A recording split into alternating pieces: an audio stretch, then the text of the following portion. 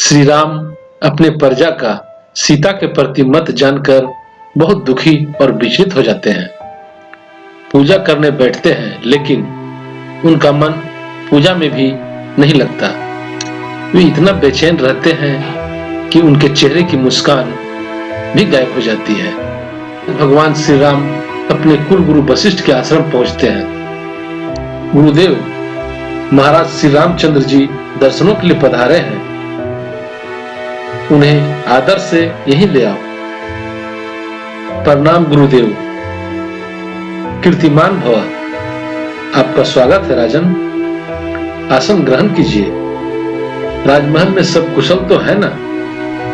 आपके आशीर्वाद से चहु और कुशल है, परंतु क्या गुरुदेव, हमारा मन बहुत विचलित है। एक अशांति ने घेर लिया है हमारे मन को। गुरु चरणों की छाया में शांति मिलेगी, इसी अपेक्षा से हम आपकी शरण में आए हैं। राजा का मन विचलित है, ये शुभ संकेत नहीं है। राजा का मन तो एक चट्टान की भांति अचल और अटल होनी चाहिए, क्योंकि उसको बहुत महत्वपूर्ण निर्णय करने होते हैं।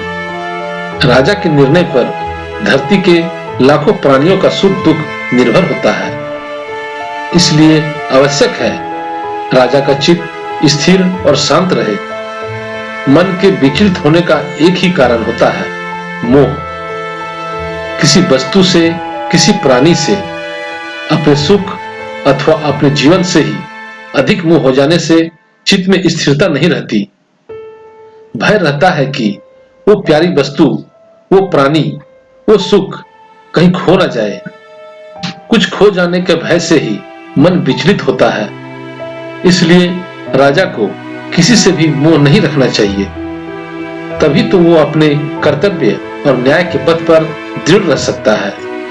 राजन, जो मोह का कारण है उसे त्याग दो, शांति मिलेगी।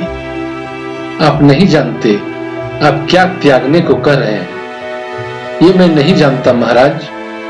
आपने जितनी बात बताई उसके संदर्भ में धर्म क्या है वही मैंने बताया है। धर्म का निर्णय ये देखकर नहीं किया जा सकता कि किसको क्या और कितना त्यागना पड़ रहा है। इसलिए मैंने आपसे वो प्रश्न पूछा ही नहीं। धर्म तो समस्त अवस्थाओं में बड़े छोटे सबके लिए एक ही होता है। ये आपने सत्य कहा गुरुदेव, परंतु आपने गुरुकुल में एक बार कहा था कि धर्म कोई जड़ वस्तु नहीं है जिसे पत्थर की भांति जहां रख दिया जाए वहां रुक गया। धर्म तो एक जीवित प्राणी की भांति हर पल हर घड़ी नई श्वास लेता है। उसके चरण समय के साथ आगे चलते हैं।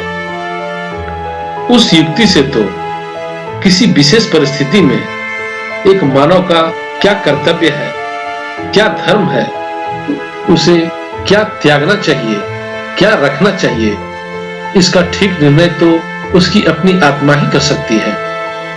अवश्य किस परिस्थिति में किस मानव का क्या धर्म है, क्या कर्तव्य है, इसका ठीक निर्णय उस मानव की अपनी आत्मा ही कर सकती है, क्योंकि वही उसके आगे पीछे के सब कर्मों का साक्षी है।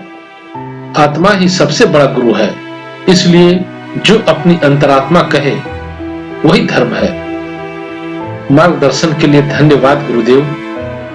मुझे आशीर्वाद दीजिए कि मैं अपने कर्तव्य पथ पर दृढ़ रहूं, भले ही मुझे यह राजपाट क्यों न छोड़ना पड़े।